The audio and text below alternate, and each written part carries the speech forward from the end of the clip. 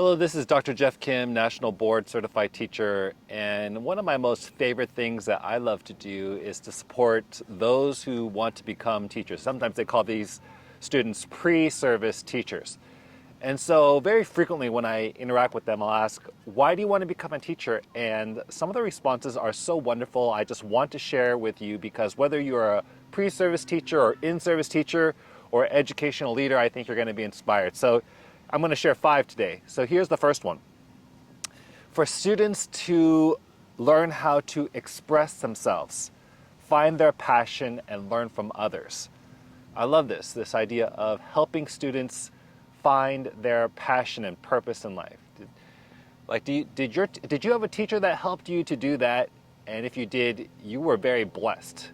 But I think this is a very intentional thing that we need to do more and more of, helping students to find out what they're passionate about. And as you know, in our Ed family, this whole channel is about helping students find out what they're good at so that they can do something good with it.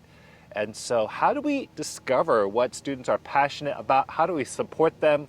I know in my district we have something called the Career Preparedness Systems Framework. I'm not going to get into it today, but it's a wonderful process where many of us and systems, not just one individual teacher, but schools and districts and universities can partner together to help students identify their passion and do something amazing with it. They also put here, learn from others. Learn from others. You know, oftentimes when people think about teaching, it's the teacher conveying knowledge to the student, and certainly the teacher has something to say. But oftentimes what we want to see more of is students creating a place where they can learn from one another and where even the teacher can learn from the students. So sometimes I've heard this referred to as the third space, where the teacher enters that space, the students enter that space, and that new space becomes kind of like a third space, a space where mutual learning can happen through shared understanding and communication, helping students identify their passion and maybe even connect the dots, like why what they're learning can connect to their future dream or passion. That's something I'm trying to identify more these days. You know that I like to begin the year with my story, where students share their his and her story. And as I understand and hear about what it is that students want to do, then creating my curriculum to support their future goals and making connections and showing connections to their future careers, whether they want to be a doctor or a lawyer or a computer programmer, a coder, whatever it is that their interest is in. Here's a teacher who shared, you know, the reason why I became a teacher is to inspire students and help them realize that they are not defined by their grades. How many of you for school, it's all about, or it has been all about, or you've been in classes where it was all about the grades, how to do enough work so that you can get that certain grade. You know, I've done a whole series on grading for equity, where, yeah, it's not all about grades, but there's this progress monitoring toward supporting students not only develop content knowledge, but also skills, communication, collaboration, creativity, critical thinking, compassion. It isn't all about their grades. There's so much more being learned in school that can't be quantified exactly in terms of grades, and it shouldn't be all about grades. So I'm glad that we have some teachers coming in that have that perspective as well. But sometimes even the best of teachers, we go in saying it's not about the grades, and then it becomes about the grades, right? Let's see. Here's another one. A teacher shared, I want to become a teacher because I want to represent men of color in education. You heard me say that in all my K through 12 education in California, I never had a teacher that looked like me, and that basically means I never had an Asian American teacher or Korean American or male or female, none, all through all my K through 12 education. But what's even more rare is having men of color. So even today, when I'm looking for, when you think about a teacher, what image comes to your mind? For a lot of people, the image that comes to their mind is not a man of color, right? So that's because there aren't that many. So I would love to see more men in our schools, our middle and high school and elementary as well, and men of color as well. Whether Asian American, Latino, Hispanic, Black, I would love to see more men of color being role models, because when we think about our students, about half are men, half are young men, right? And sometimes it's so helpful to see someone that looks like you being a role model in that particular space. All right, here's another one. I want to be a teacher because I want to impact future students in the way that my future teachers have done for me. So it's kind of like this paying it forward.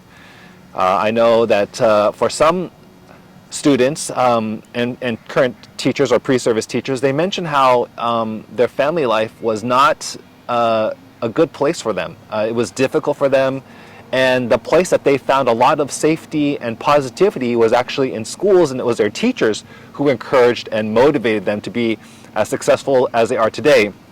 And sometimes these make the most empathetic and compassionate teachers because they experience themselves what it's like to grow up in a challenging environment. When they see other students and see different kinds of behaviors, rather than seeing it as a disruption, they see it as kind of like a cry for help, like a pain that's there, a brokenness that's there, that they can kind of come alongside the student and help them go through and grow through.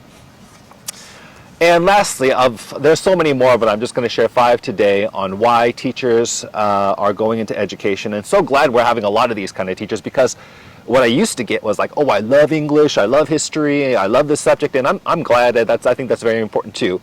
But the love of the subject is not, I think, enough reason to be an amazing teacher, because so much of what we do is more than our content area. And honestly, even being a history teacher myself and teaching middle and high school history, how many of them are going to be historians necessarily, right? And so I need to think of my content area as a vehicle to help students develop their skills, find their passion and purpose, and of course, we do want to know our history as well. But anyways, here's the last one, fun. Finding, this person says, I want to go into teaching because I find adolescence to be fun and interesting time for kids to really discover themselves, and we need teachers who have that kind of passion and understanding in helping students to kind of discover themselves, because that's what the question that young people are asking: who am I? And do teachers see adolescence as a time, or when they see their students acting like adolescents, do they see that as like kind of funny and interesting? So do you find adolescence to be a fun and interesting time? We definitely need more teachers like that. If you're the type of person that's really irritated by adolescence and kind of the quirks that sometimes come through that time of transition, because so much transition is happening during this time. In fact, I like to call the middle school years the molding years. A lot of change, a lot of awkwardness is there. If you were to ask students, why did you act that way? They might honestly not have a good answer, because it's their prefrontal cortex that's being developed. If you're not that type of person that wants to work with that particular age group, maybe it's a different age group that you'd want to work with. But if you find this time interesting and quirky, and that excites you, and that excites you to kind of engage with young people when they're in this space to kind of discover their best selves, these are the people that we want in our schools.